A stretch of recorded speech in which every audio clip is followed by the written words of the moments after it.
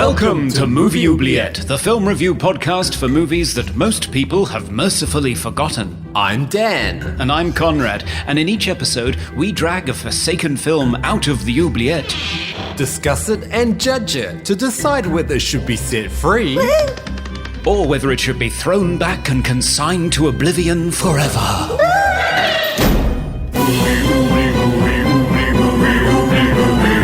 We review the films others tend to forget.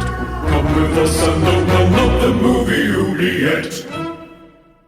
Greetings and welcome to Movie Oubliette, the cross-hemispherical podcast for forgotten fantastical films with me, Conrad, campaigning against Brexit in Cambridge, UK. And me, Dan, unable to vote because I'm not an Australian citizen in Melbourne, Australia. Is that true? Yeah, because I'm a New Zealander, so I can't vote.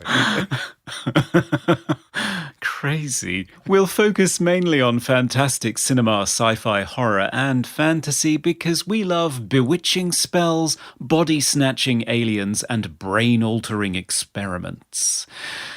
Dan, how are you? Oh, very well, very well. Very refreshed from my vacation in New Zealand. How are you, Conrad? I'm very well, yes, enjoying the springtime sunshine here. It's Easter for me at the moment. Yeah, well, my holiday in New Zealand was anything but warm. It was actually very cold. I think it got down to -3 degrees at one stage. But breathtakingly beautiful, I understand. Yes, just casually driving through Mordor and the rest of the Lord of the Rings set. We also attended a wedding, so that was nice to kind of break up the driving, the immense amount of driving that we did. Any mailbag today, Conrad?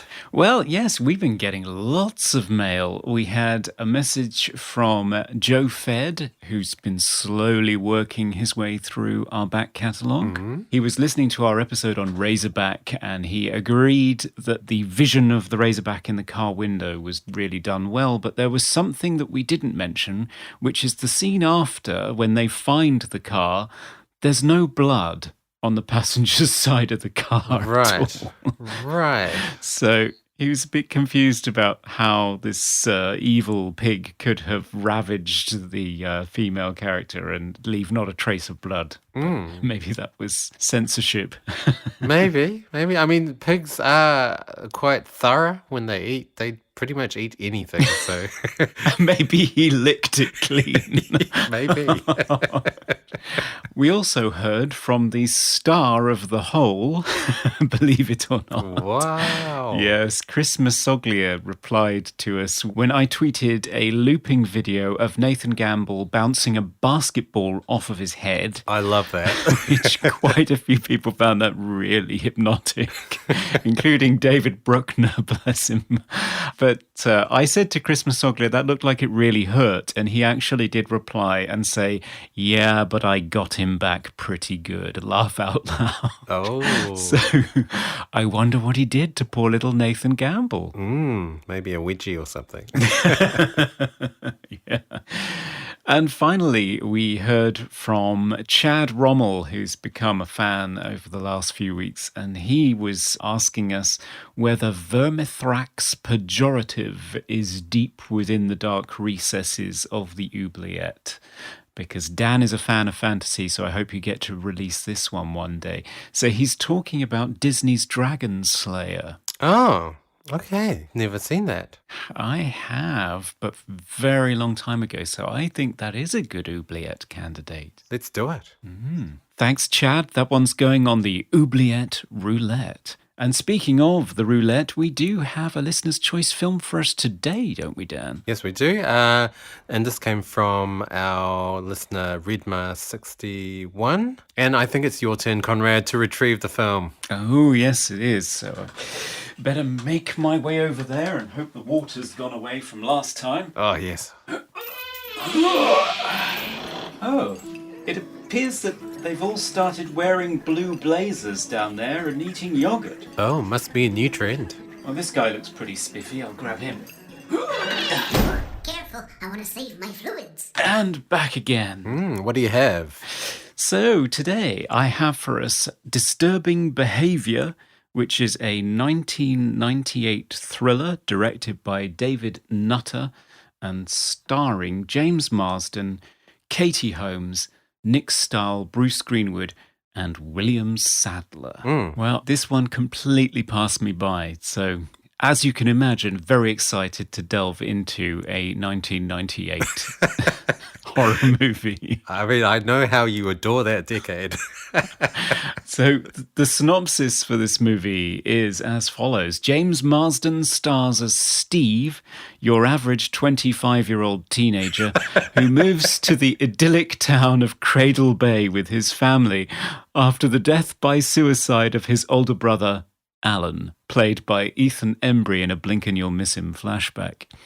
He's soon taught how to identify the local high school's cliques by the social outcasts he befriends. Gavin, a brooding Nick Stahl, who's apparently swallowed a thesaurus.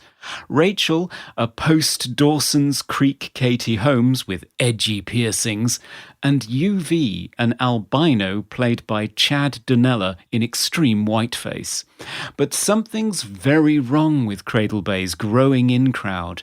They look like every baby boomer parent's wet dream, sporting brill-creamed side partings, sweater vests, and school team blazers. They're getting straight A's studying together in the local yogurt shop, but whenever they become sexually aroused, they develop a serious case of red-eye and go on a murderous rampage. And their numbers seem to be growing daily as they assimilate more classmates into their squeaky clean ranks. Steve and his pals must uncover the shocking conspiracy between Bruce Greenwood's mustachioed guidance counsellor and the local PTA before they too become unwilling members of the Stepford study group. Wow, what a synopsis. Bravo. Sounds good, doesn't it? It does. Okay, let's take a break and then have a look at it.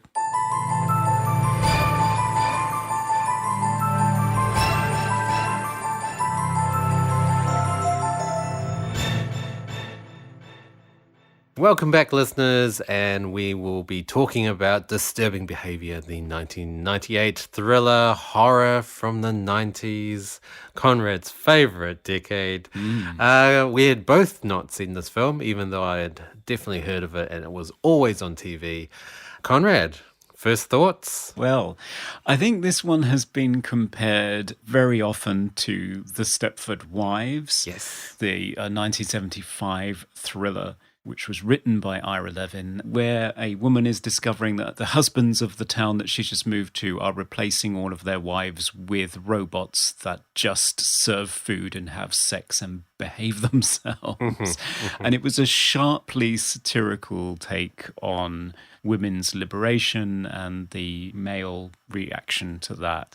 So this is the same thing, but it's parents doing it to their wayward teenagers. So it's a logical extension of that idea. I think that sort of summarizes the theme of the movie, or at least what it's going for. I mean, I found it very similar to other films like Invasion of Body Snatchers or Society, even just a whole bunch of people pretty much uniformly being the same person, really, or being the same and having no sense of diversity or sense of choice and being subservient or controlled.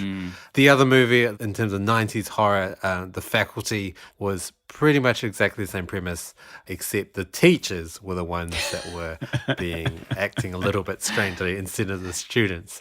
And I think it also had aliens or something like that. Yeah. The whole kind of mind control aspect and kind of controlling students and making them not delinquents and rebels and skipping school and stuff like that. And they're doing their homework and only eating yogurt because yogurt is the exact antithesis of drugs and alcohol. Apparently. Yeah, which may have been a bit of a swipe at some yogurt culture that was growing up in America at the time. I don't know. Yes.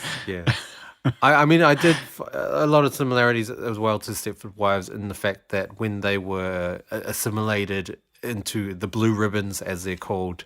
They were very reminiscent of 1950s kids. They were very prim and proper, and they wore matching blazers, and so essentially the cheerleaders and the jocks of the school. Yeah, which is one of the things that I find particularly interesting about this film in terms of its choice of representation of what the adults would want, because it feels to me as though it's the wrong decade.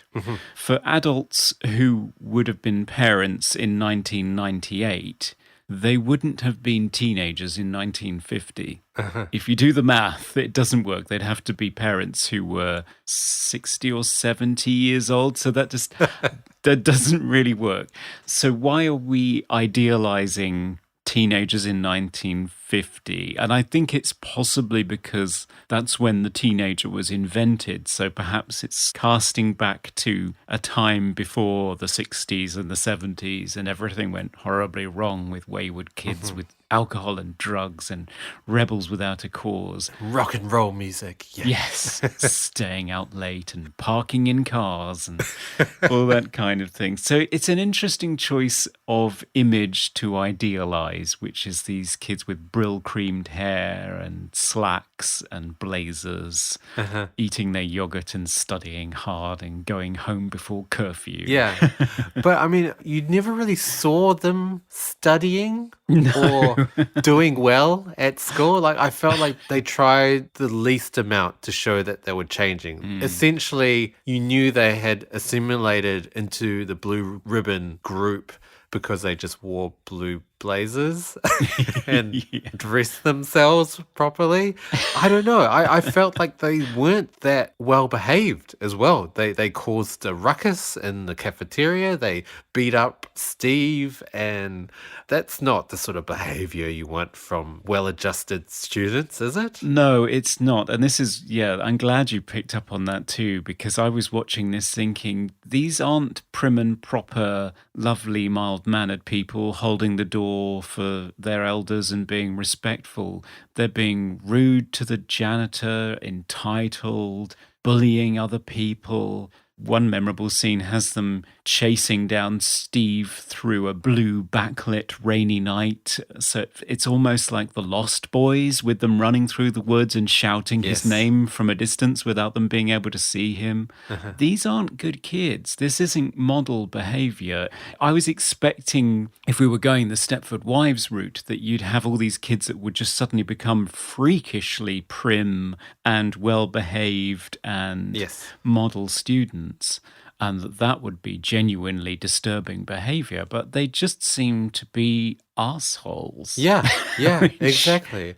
I think of another film that has a very similar premise, Pleasantville. Oh, I love that movie. That's an interesting comparison. Yeah, they enter into this 50s black and white world, and when they start influencing these people to do either sexual things or alcohol or that sort of stuff, they start turning into color and start thinking for themselves. And it didn't do that in Disturbing Behaviour. These people didn't become very prim and proper, like you said. And I felt like that was a big downfall of this film, that there wasn't really a change in these people. No. They just joined a gang and still behaved badly. Yes. I mean, the thing that they reminded me of the most is a fraternity at college rather than high school students suddenly turning into model students.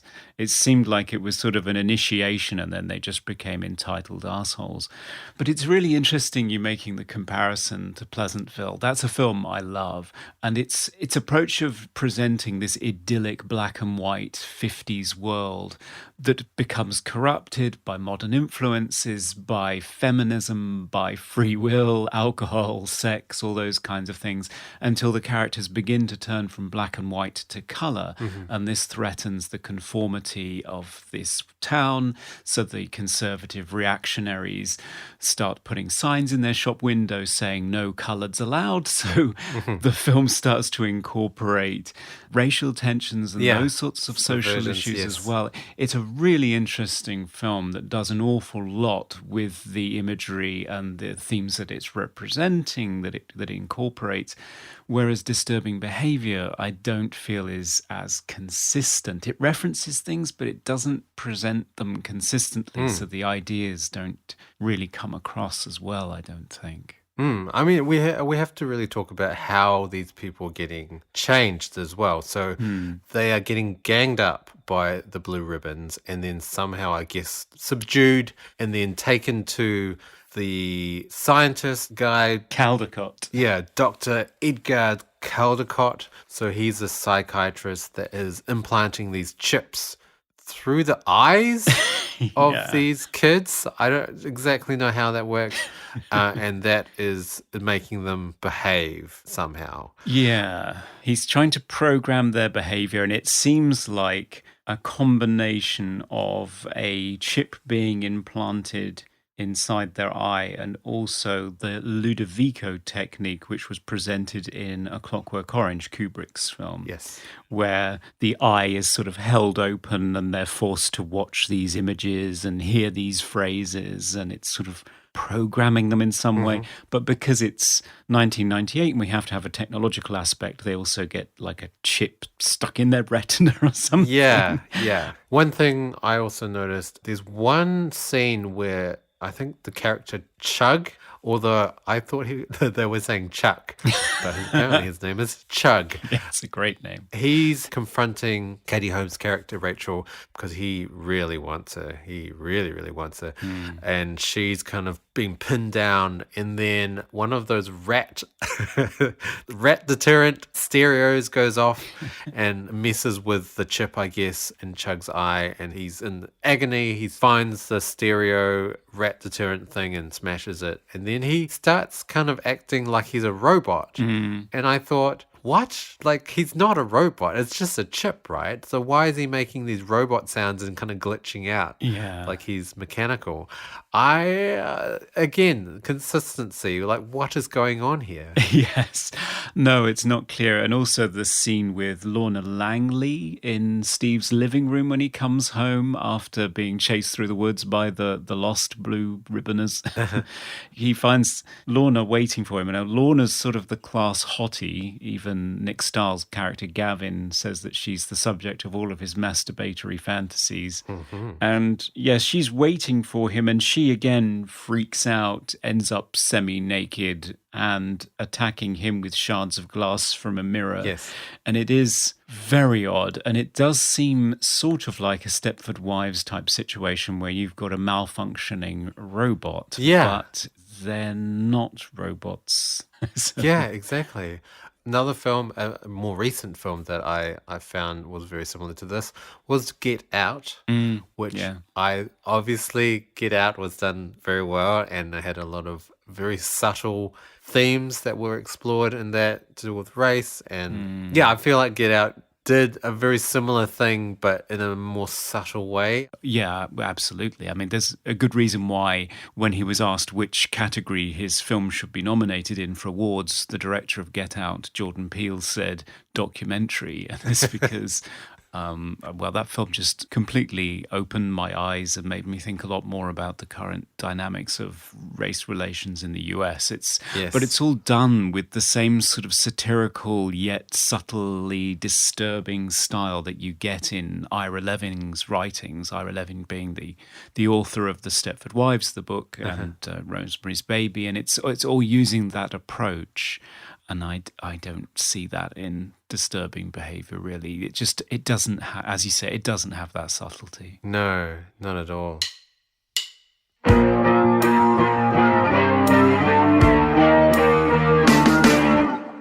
David Nutter, who directed this, he is from X-Files. Yes. This film did feel like an X-Files episode just spread out very thinly to span the 84 minutes that it did. Because apparently it was a lot longer. His director's cut is 115 minutes, I believe, long. And it got cut down a good 20 minutes or so to 84 minutes. Maybe there was a lot of exposition and plot and maybe character development cut out. But I felt the movie was long as it was at 84 minutes, especially kind of from the halfway point to the end.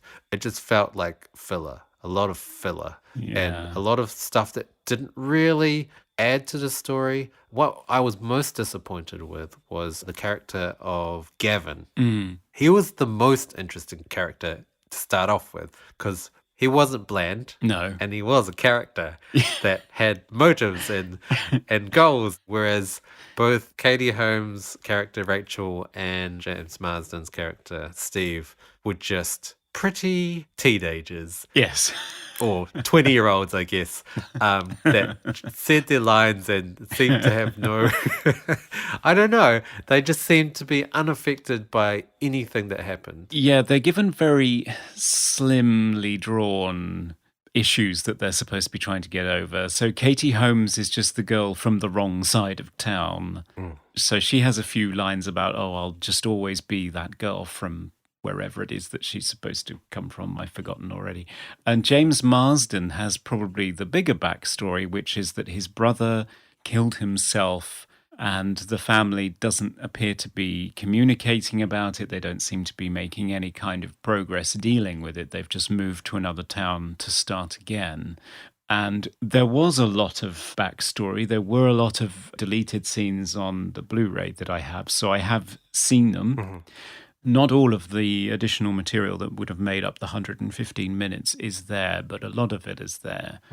But I have to say, even with those deleted scenes, it doesn't really add up to much. And actually, some of them are pretty ridiculous. So the description, for example, of his brother's suicide, which he describes to Katie Holmes on the boat, is this really convoluted story about his brother falling in love with a girl. What? And they were supposed to be running away together. And for some reason, the parents of the girl stopped her from running away. And the brother turned up to where they'd arranged to meet. And she wasn't there, so he thought that she'd stood him up. So he shot himself. And then when she found out, she shot herself as well. What? Yeah, so you just listen to James Marsden just spilling all of this out, and he's doing his best with it. He's really trying hard, and Katie Holmes is trying hard to receive all of this news, but it's just risible. It's just not, you're not able to take it seriously, so it doesn't help. And it's really sad because when you listen to the director's commentary, David Nutter really had high hopes for this movie. His lofty ambitions for it were such that he's making comparisons to Ordinary People, which is my favourite movie from 1980, the Oscar-winning Robert Redford family drama about a family dealing with the death of the eldest son. And he's making comparisons with this and talking about the family that can't communicate and how this gives the town an opportunity to drive a wedge between the parents and the children and to use their trauma as an excuse to do this treatment on Steve to help him cope in some way or to suppress his emotional feelings or something. And when you hear him describe it, that's an interesting story. Yes, I would have been interested in that. And his claim is that that's what the film was at sort of nearly 2 hours in length. And the studio did a test screening. Now, William Sadler, who plays the janitor in this movie, Harwood, is that his name?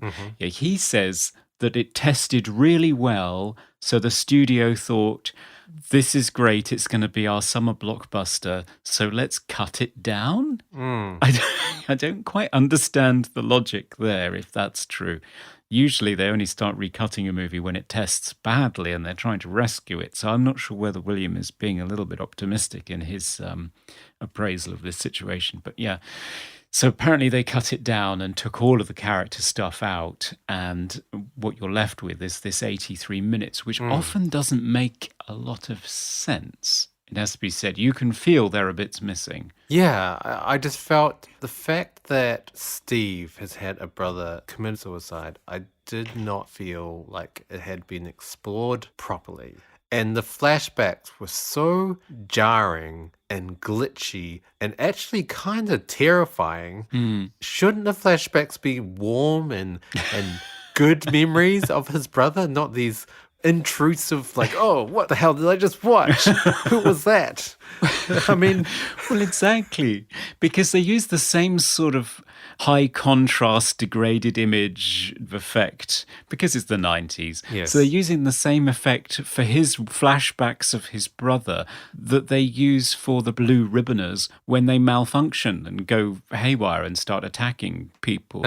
So are they trying to say that the way that he's dealing with memories of his brother is the same as the Blue Ribboners when they go wrong and rebel against their conditioning? Because that's not a good comparison to make. No. I mean, surely Steve shouldn't be terrified by his brother. He should be distraught and depressed and sad about it. Yeah. Not like nightmares. I don't know. No, exactly. It should be like Will Wheaton's flashbacks of John Cusack as his dead older brother in Stand By Me, which are all shot through with this lovely summers of your youth sort of golden glow. Yeah, there have been lots of movies that have dealt with the death of an older brother that have that have really mined that in useful and heartwarming ways. This isn't one of them. Yeah, yeah. In that respect, I felt like the character of Steve didn't change. Similar to Dead Calm, which we did last episode. You have Ray, who has had the traumatic death of his son, and she's distressed. She's a frail, suffering character. Steve just felt like another teenager from the 90s. Yes. Just a little bit broody, but weren't all teenagers broody? Yeah. I don't know. He seemed just a little bit complacent and just didn't really care.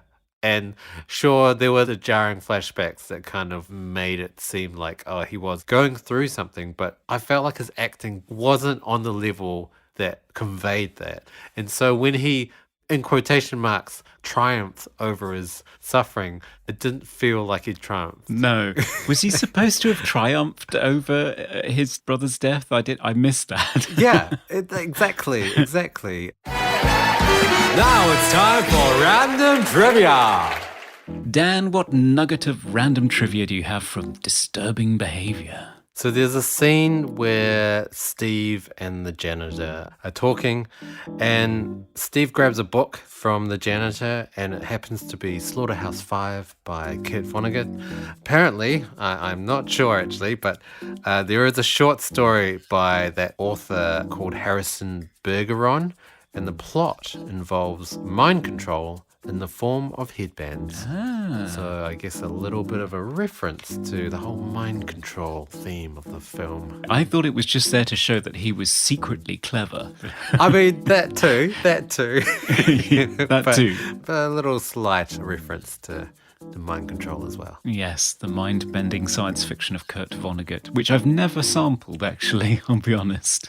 I've never read anything of his. Me neither, so this could be all untrue. Who knows? Who knows? Great. That's our random trivia. Yes.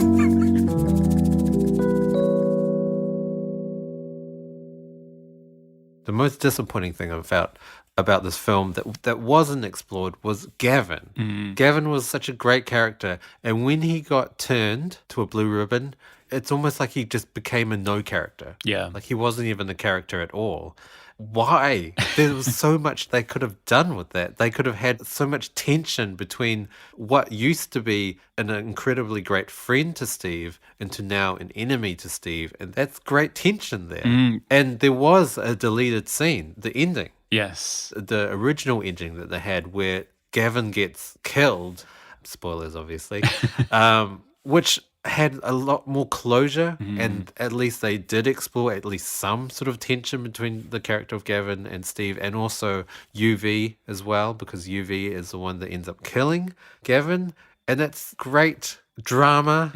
I know that apparently in the test screenings people didn't like that Gavin was killed, or was too sad, or I don't know. I think there was also, they were trying to set up a sequel. Really? As well. That's why Gavin was alive at the end in that horrible last scene where turns up as the supply teacher from hell. yeah, I mean, there are a lot of problematic things about that last scene. First of all, I guess it was supposed to be portrayed as this very badass school with terrible students who end up all being black. Yes. So that's a little bit racist. Hugely. And then he shows up, and I guess it's supposed to be some twist. Wow, Gavin's still alive. But he's not the scientist. No. He's not able to make more blue ribbons. No. He's just a blue ribbon that acts as a blue ribbon. That's not a threat. Yeah, exactly. Well, no, I mean, there's a threat to the school in that he will probably have a sexual urge at some point and kill one of the students. Yeah, But, I guess so. other than that, no, it's not really a sequel starter, is it? Unless they're trying to pretend that he has the scientific knowledge to carry on Dr. Caldecott's work. Yes, the ending doesn't make any sense. The deleted scene ending does seem to go on a very long time trying Yes. to create an emotional response in the audience for a character that it hasn't paid enough time on in the second and third acts of the movie for you to feel that invested. Yes. He just sort of vanishes. He Brill creams his hair and then vanishes from the remainder of the movie. Yeah. After being introduced sort of like a JD character from Heathers, the Christian Slater character, who is very loquacious and talks in this very mannered way that they used to write on X-Files. Although the writer, Scott Rosenberg, for this movie is not an X-Files writer, as far as I know. But he writes in that same way that Mulder speaks, where it's not actually all that intelligent when you listen to it very closely. It's just that they've stuffed it full of really lengthy adjectives that they found in a thesaurus. So he has this massive speech that introduces his character in the school cafeteria, where he's introducing all of the different cliques. And it's a really lengthy piece of dialogue. It's a couple of pages at least. It's almost Shakespearean in its delivery, really. It is, yeah, and he nails it. I mean, he really sells it well. So you're sort of thinking, okay, this is an interesting guy. It's not very realistic. No human being could speak that long and be that articulate. No. But he's sort of set up as this interesting character, and then he just sort of vanishes, and it's really sad. Yeah, I mean, additionally to the fact that his character vanishes, the movie just turns cliche. So they go to a psychiatric ward to find out something, and then all the mental patients are just portrayed as monsters. Yeah. Just terrifying facades of what humanity can become. It is a lot cringy to see. Yeah, and especially seeing as there's only seems to be one security guard as staff. So you have all of these subjects of failed pharmacological experiments teetering on the edge of pretty serious self-harm. One of them's wandering around covered in blood where he's cut himself. There are people that are ramming their heads against things and screaming and roaming the corridors. And you seem to have one member of staff. And you think, on what planet is this happening? Because all of a sudden we're in some ridiculous Eli Roth movie. It's just suddenly seems to have changed gears completely for that scene. And the fact that I was kind of annoyed that they portrayed this hospital as being just utterly filthy as well. Just grime everywhere. Like, it would have been so cool if they portrayed it as a more sterile clinical environment, and it would have been a completely stark contrast to the grungy high school that everyone attended. But no, they didn't do that. It was just filthy everywhere. Yeah, it's just a gothic castle with lunatics self-harming in the hallways. It's very difficult to take the film seriously when it keeps pulling this kind of schlock out of the bag. I mean, even talking about Gavin, I mean, in the opening scene of the movie, he witnesses somebody murdering his girlfriend and shooting a police officer in cold blood, and the other police officer present, played by Steve Railsback, covering it all up and letting him go free. And yet, when we meet Gavin for the first time, when Steve meets him in the school, he's fine. He's a little bit acerbic. He's wryly intelligent about... Surely he should be ringing alarm bells like crazy. Something is really bad going on in this town. But apparently he's just fine with that. That's not a problem. I know. Surely he should be not going to school at all, really. I also had some problems with the fact that it almost seemed too small scale as well. They were purely just controlling students. And also the fact that the parents never seemed to be anywhere. No. I mean, that plagues pretty much all teenage kind of horror thrillers anyway. Yeah, it But does. the parents showed up when they moved into the town, Steve's parents, and then they just disappear. And they reappear when they announce that he's been entered into this program. But they just don't seem to have any presence. When Steve and he goes to his sister and they try to run away from the parents, I felt like, well, I guess the parents aren't there anyway, so I didn't feel like they were doing anything that drastic. Like if there was a little bit of, if the parents were there and there was sort of some sort of drama between the parents and the son and some sort of distance and division, then it makes sense. But because they were never there, I didn't feel like running away was that big a deal. No, indeed. And a lot of that is on the cutting room floor again. Right. Because some of the deleted scenes are scenes between Steve and his parents. And all of this is part of the ordinary people style drama because he can't seem to communicate with his father at all. And his mother just seems to have completely closed off. Right. But then you also have his sister who has something like 2 scenes. Yeah. She has the one scene where she's dissecting an alien, which is clear. X-Files. Yeah, clearly an X-Files reference. It's a toy, just in case everybody's wondering what genre of movie we're dealing with here.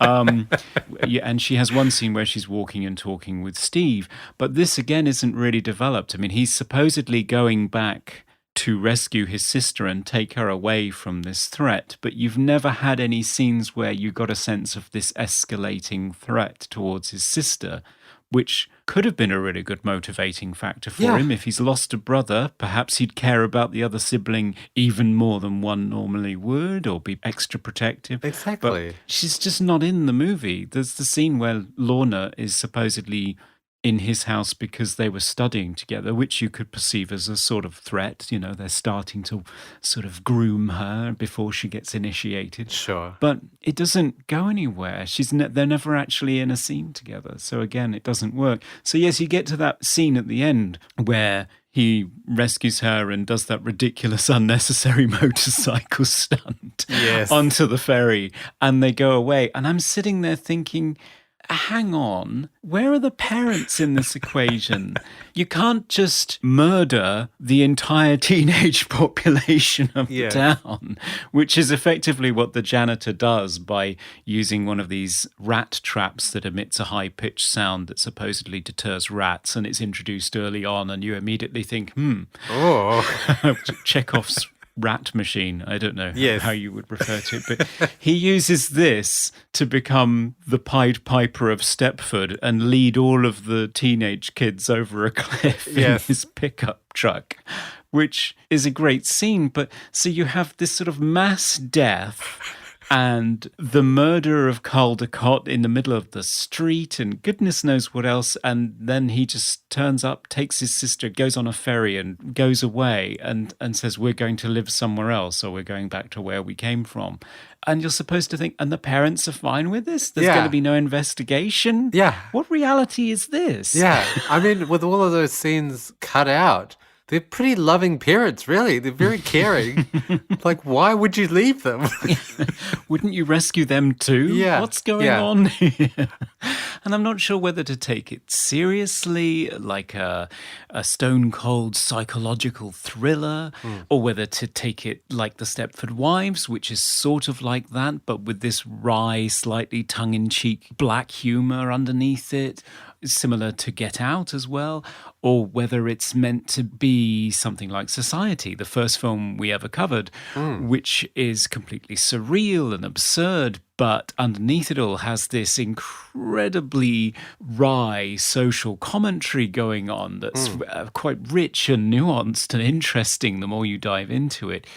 But here with this, I'm not sure on what level to take it seriously or how to read it, really. I mean, my understanding, and I'm not sure whether this is entirely true, but I think David Nutter had one idea for where the film was going, and I think the writer, Scott Rosenberg, had a different idea. I think Scott Rosenberg wanted it to be more of a two-dimensional popcorn flick that had some great 90s grunge music and a whole bunch of pretty teenagers, and made a buck at the box office. I think David Nutter was going for a much more serious tone and a lot more atmosphere and a lot more sort of character development. And in the end, there was just a little bit of both, and it doesn't really make sense. Yeah. Also, obviously, the studio was a huge part of how it became in the end as well. And David Nutter did not enjoy the experience, and you can hear that on the commentary. You're allowed one fuck in a PG-rated movie. So Steve turns around to Caldecott and says, "Oh, shut the fuck up," in the finale. And on the commentary, David Nutter says that this was his secret message to the film's producers. Right. As an in-joke. Yeah. Yes, it was not a good experience for him, by all accounts. And he is a very accomplished director. I mean, he directs Game of Thrones now. Yeah. But he hasn't done a feature film since. No. And Disturbing Behaviour was pretty much his first feature. I mean, I think he did 2 TV movies beforehand. Right. But Disturbing Behaviour was pretty much his only and last feature film. I guess his experience was just not a good experience. No. There's also another line in the film where I think James Marsden said, "I'm just making this shit up as it goes." I felt like that pretty much sums up the second half of the entire film.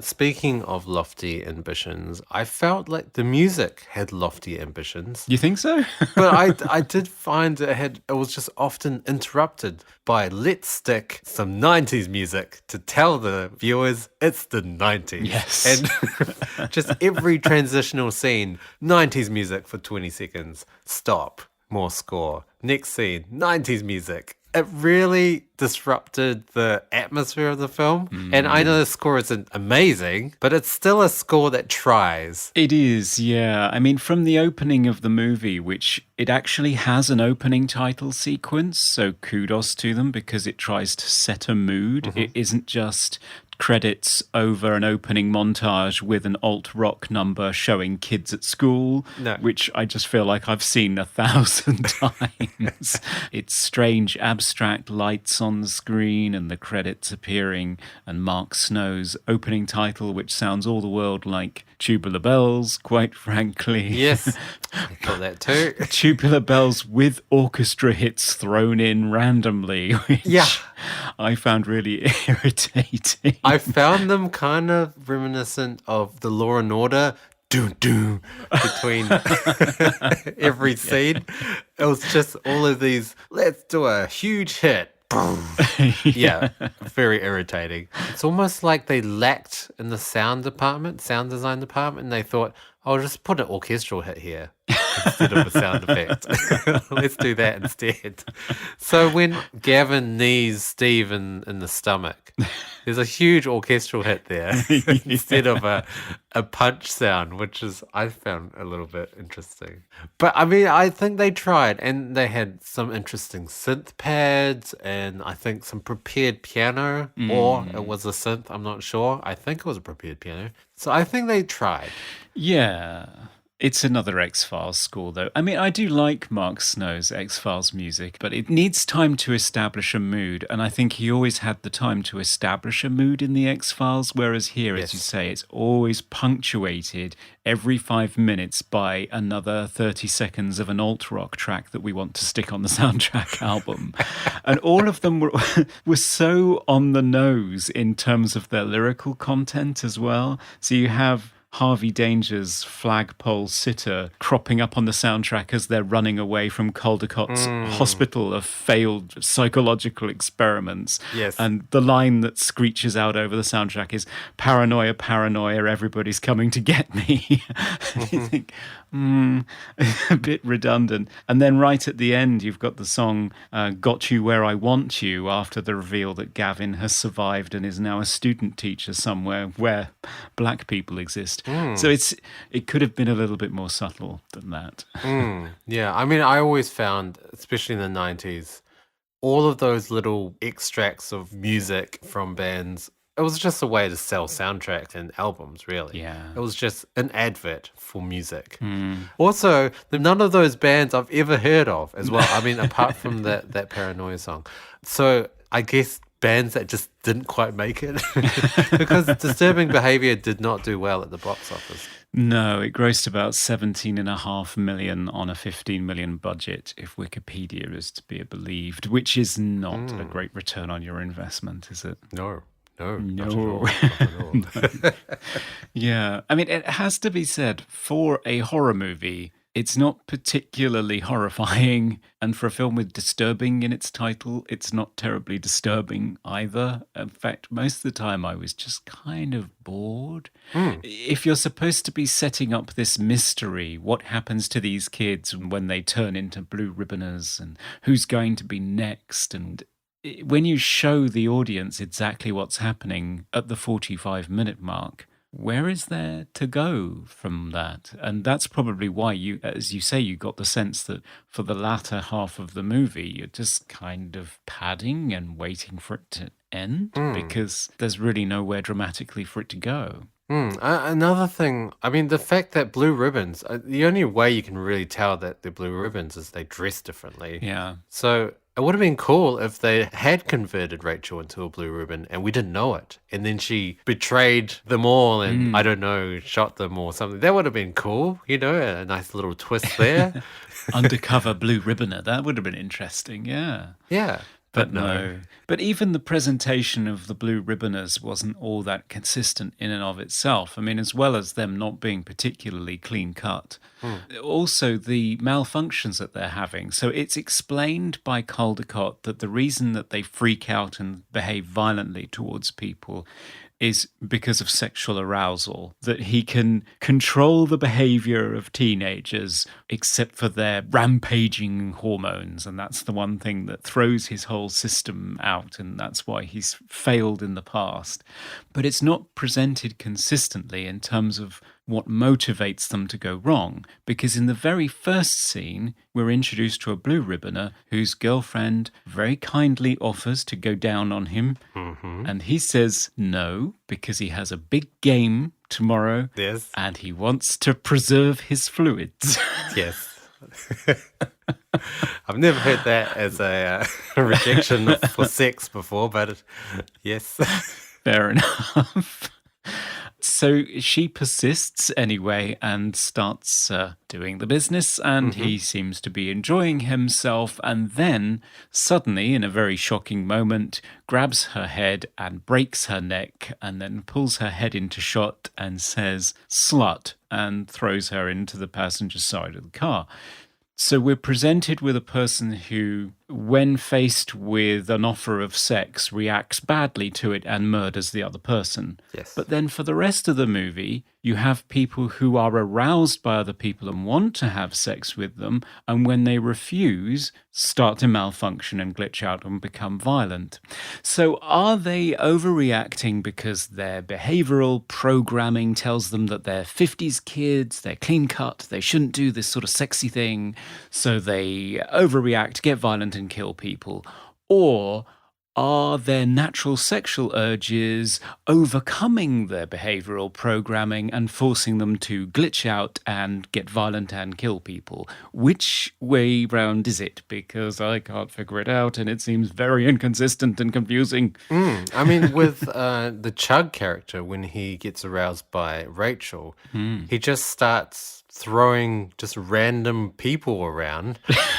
He doesn't go after Rachel at all. No. And in the subsequent scene where he tries to get with Rachel, he tries to actually get with her. He doesn't try to kill her or beat her up or anything. So, yeah, there's no consistency there. No. And that scene is really uncomfortable because Yeah. it just looks like a frat boy who is entitled, groping, because there's actual boob groping in that scene. And it's, for all the world, it just looks like toxic masculinity and male sexual entitlement being forced on a young girl. And it's fertile ground for the film to do something with, but it's not really doing it very well again. I mean, I found the the film itself, the premise of the film is great. They have some great themes and some great morality and ethical things to explore in the film. They've got some great characters to explore and drama between characters and the fact that it's adults versus teenagers and conformity versus rebellion and I guess yogurt versus drugs. And, there's a lot going for this film, but they never execute it, ever. No. Yeah, as you say, it's a great cast. James Marsden is a good actor. Nick Stahl was a very interesting actor who unfortunately went the way of other stars of Terminator movies and has had problems with drugs and alcohol. So he's been away from acting for quite some time, but he was always fascinating, whatever character he played. And Katie Holmes, of course, is a very accomplished young actress, so it's very odd. And the cast and crew, David Nutter's responsible for some of the best episodes of Game of Thrones. He did The Red Wedding and Dance of Dragons. He's a celebrated director, so there's no shortage of talent on hand here. Yes. But the net result is not great. And I'm not sure if it's all studio interference, which was a topic in our previous episode on Dead Calm. Yeah. But at least with Dead Calm, you've got 98% of a great movie and you can press the stop button. With this one, you're not quite so fortunate. No, not at all. Coming to you live from the Movie Oubliette Theatre, it's the prestigious Mobley Awards. Welcome to the much anticipated Mobley Awards, where we nominate a bunch of our favorite things in a number of completely useless categories. We always start off with favorite quote. Conrad, what was yours? Mine is just a piece of lunacy from the character UV, the albino, who we haven't talked about a lot. And he comes up with some great phrases. And my favorite one was, "Denial ain't just a river in Italy, bud." What? I don't know whether I even heard that quote. There was a lot of mumbled lines in this film, actually. Oh, it's 90s mumblecore. Yeah. How about you? What was your favorite quote? There were some really great lines from Gavin, as you said, just straight from the thesaurus. But I really love the janitor's lines as well. Obviously, the one where he's descending into the waterfall with all the blue ribbons and he shouts, "Hey teacher, leave those kids alone." Great reference to Pink Floyd. But I really loved the line where he's revealed himself to Steve as actually not so stupid. And he says, "Didn't you ever want to just disappear, lunch boy? Poof, you're gone. You'll be surprised how interesting people become when they think you are really stupid." It's an incredible scene as well because he reveals himself and his character completely changes and you think, oh my God, he's not the village idiot as everyone thinks he is. And he knows a lot more than he lets on and he saves the day at the end of the film, essentially. So he's a really interesting character. Yes, and he's actually in the film, which helps. He is. It does help. Throughout. So, it's the 90s. There's lots of great hair and clothing on display in this movie. Did you have a favorite piece of costume? I think just Rachel all the time. Everything about her was just oozing 90s. Her tribal tattoo on her arm, her nose ring, her low-riding hipster jeans, her neck choker, just everything about her, and her always exposed midriff as well. So yeah, that's exactly the same one I had. I just love the fact that even though she's got all these piercings and this exposed midriff and these boots at the bottom of this otherwise pretty normal outfit, actually, that she still kind of just looks like Katie Holmes, like the girl next door. She doesn't really look all that tough. No, No, not at all. So, I mean, onwards to most 90s moment. What was yours, Conrad? Oh, I have so many things written down here. I've got things we've mentioned already, like the on-the-nose Seattle alt-rock soundtrack choices and Steve's degraded video flashbacks. But one thing I noticed in particular was Gavin leaving a message for his friends on a self-recorded CDR. Which I thought very 1998 that you would record video on a CDR. Yeah. I mean, I remember getting pirated VCDs from friends who would go to Thailand and get the latest film on VCD, but because VCDs were so small, you had to put them on 2 CDs. So you would watch this film and then halfway through it would just eject the CD. You had to put the second disc in. It was really low resolution as well. Terrible. What about you? My 90s moment for this film. You've mentioned it before, but the always important explanation of all the cliques of the school. So, I mean, Gavin goes through them, and I really love how UV kind of footnotes every clique with this little rhyming thing that he says. So motorheads are freaks who fix leaks, nerds are freaks that go squeak, skater kids are freaks in sneaks, and the blue ribbons are freaks so chic. And it's just nicely kind of bullet points every kind of group of teenagers. Yeah, which means that this is either this little routine that these two guys do to every newcomer that comes to the school, or they're just impossibly cool. They should both be in stand-up. Oh, for sure. They should be writing novels. Yeah. Favorite scene, Conrad?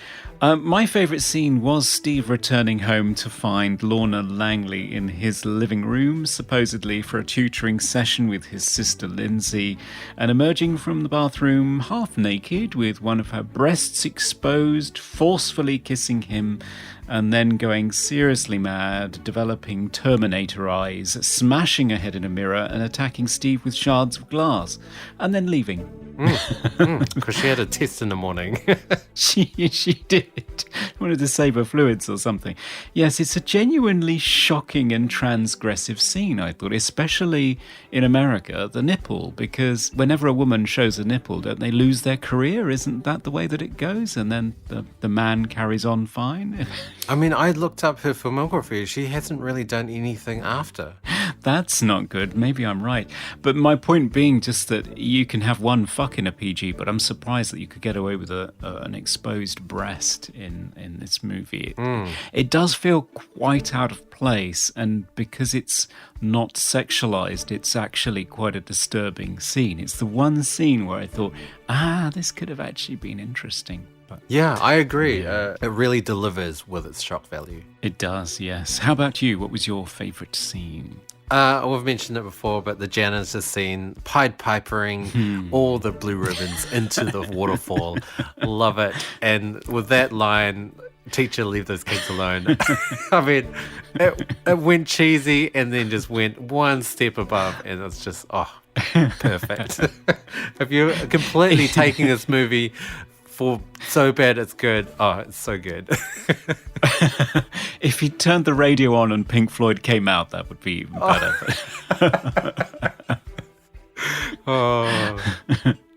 Okay, so cliche. Is there a cliche that you spotted? Are we going for horror, I guess? The mental asylum scene. It's almost like they just plucked it out of the stereotype dictionary and just put it on screen. I don't know. There was no care in that scene. It was just exactly what you expected. Yes, you even have Caldecott's daughter doing that thing that crazy people do, which is repeat the same nonsense phrase over and over again in a sing-songy voice, and she even does it after the end credits end. But then Rachel punches her in the face, which I did not expect that. But no, and she really goes for it as well. She windmills that bitch. yeah. For me, I think it's just when you open a movie and you pan down from an establishing shot of the town to kids in a parked car making out. Something. Okay, yeah. It's every teenage movie ever. Yeah. But seeing as it ends with the guy in the car breaking the girl's neck, I suppose they sort of subvert it, so maybe they rescue it. But still, I did groan inwardly when we started to see teenagers making out in a car. Yeah, agreed. How about special effect? Did you have a favourite special effect in this movie? I mean, I will say straight out of the bat, I did not have one. I mean, I struggled a little bit to think of something because there wasn't a lot of special effects in this film. No. I mean, I guess the only one really was the eye. Their eyes would glow red. Terminator eye. I kind of thought that was nice and subtle. It wasn't too optical looking, like in 80s films where it's obviously not in the scene, it's just been drawn on. I thought they did that well, and it was subtle and it wasn't too cheesy, I guess. And how about sound in this movie? You mentioned before you thought the sound design may have been lacking. Did you have a favourite sound? I think a lot of the time they replaced sound design with just score. One scene where the Blue Ribbons are confronting this Dickie character who previously was some sort of badass, I guess, and they've confronted him and they're gonna take him down, and they turn on these torches and they make this really peculiar sound where it's almost like a shh. Like a torch doesn't make that sound. I don't know what they were going for, but yeah, whatever that sound was, ridiculous.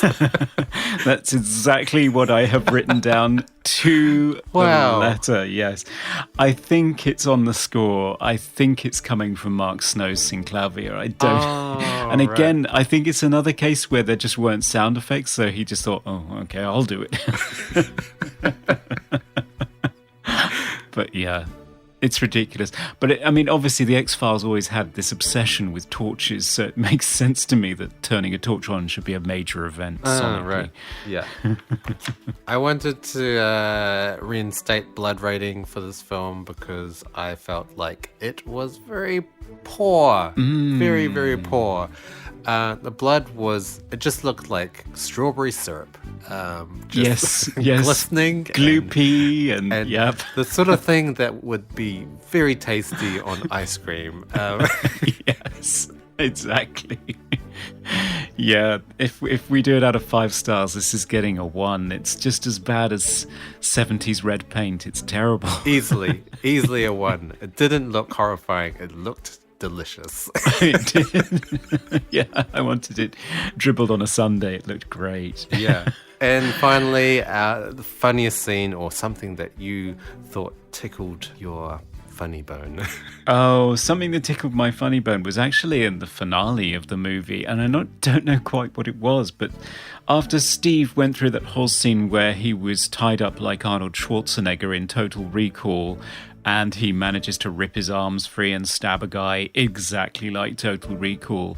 The very next scene, when he's running along to escape, you cut to this shot of this guy, this technician, and he just takes a pipe to the face and goes down like a ton of bricks, like a puppet with its strings cut. And I was in hysterics, and I don't know why. I think it's because you can't see Steve. There's just this arm and this pipe and this guy in the center of the frame taking it to the face. I thought it was great. Yeah, that is the exact same scene that I put down as well, because really, it almost seemed like it was straight from Austin Powers or something, just something yes. just ridiculous. And also, I feel really sorry for that extra having that 2-second scene where he just gets a pipe to the face. Yeah. Show that to your mum. And that's our Mooblies. Yes.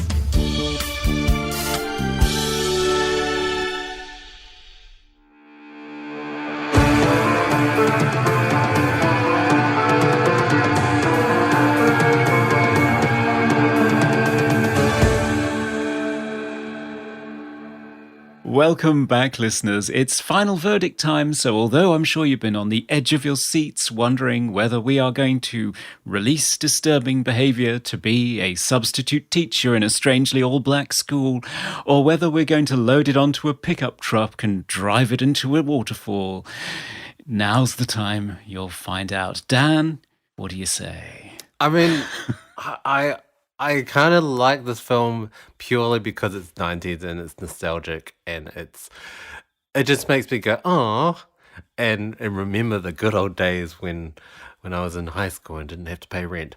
But it's a film full of flaws and full of holes and full of like, oh, I wish they'd done this and I wish they'd explored this and maybe this character could have gone this way. So much potential. I would love for this film to be remade because there is so... The premise alone is interesting and intriguing and it could have gone in so many different directions, but it didn't, and it really failed. And especially from the halfway point to the end, I felt like it wasn't even really a film, and the conclusion was highly unfulfilling, and I didn't really care about the characters, and the love interest between Rachel and Steve just didn't make any sense. There's so many problems with this film, and I'm really sorry, Redma61. I hope you don't love this film because it's not a great film. I would not recommend this film. I would recommend it to people that grew up in the 90s for purely to say, hey, remember the 90s? Watch this film. It's the 90s in a can. But apart from that, I think the film really does try to be different. It's not another slasher film. It is trying to be different. And it is trying to do something that has been explored, I guess, with Stepford Wives. But yeah, does not succeed. Straight into the waterfall. I shall push it. Leave those kids alone. Yeah. I have to say that if we were looking for a film that was going to change my overall opinion of 90s horror movies, Disturbing Behaviour is not it. No. Because despite having lofty ambitions and a great premise that could easily have been mined in a variety of subtle and interesting and genuinely disturbing ways, as it was in something like Get Out, where it explored race relations in subtle ways that completely opened my mind to the state of the situation in America, which I found it really educational, actually. And you could have done that with teenagers and their relationship with adults and teenage suicide and body image and entitled sexuality, and you could have done a huge heap of things, and it sort of touches on some of them here and there, but yes, I had no idea that the director was kind of struggling with the writer's intentions, and I knew that he was struggling with the studio, who every time he put some character development in, they took it out. So what we're left with, it just doesn't work on any level. It's not so bad. It's good. It's not satirical. It's not Heathers. It's not Society. It's just kind of 90s pop video soundtrack album selling thing that lasts for 80 minutes and doesn't engage me at all, except when somebody takes a pipe to the face. So, yeah, sorry, I think I'll give Disturbing Behaviour a pipe to the face and throw it in a waterfall as well. Okay, Disturbing Behaviour, stand still.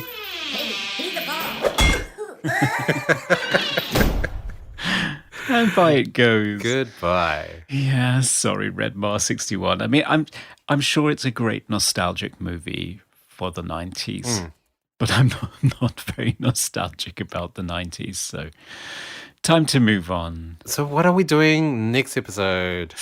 So next time we're going to be watching another movie featuring one of your favourite actors. Ooh. Yes, it's Sam Neill again, and this time we'll be watching him in the 1994 horror film In the Mouth of Madness. Ooh, I'm looking forward to discussing that. It's very intriguing. So have you seen this movie before? Yes, I have. Not for a little while, but it'll be nice to revisit it and see if I still still feel the same. Yes, should be interesting. It's the third part of Carpenter's Apocalypse trilogy, preceded by The Thing and Prince of Darkness. And so it's sort of late era Carpenter. So interesting. We haven't done a Carpenter movie before. And if you want to get in touch with us to talk about the film that we've just discussed, Disturbing Behaviour, whether you disagree with our verdict, or if you want to talk about anything else in particular, please find us on all our social media platforms, Facebook, Twitter, and Instagram. We are Movie Oubliette. We are, and you can email us at movie.oubliette@gmail.com if you have even more to say. We would love to hear it. And always, please rate and review us on Apple Podcasts or whatever other podcast platform. You have no idea how much it helps. And also share us. Share us abound on everything, every day. Yes, tell your friends. Yes. In the meantime, thanks for joining us, and join us again next time. Bye for now. Goodbye. We review the films others tend to forget. Come with us and open up the movie Oubliette. You know, the problem with America is mankind's abject unwillingness to contribute to the delinquency of minors.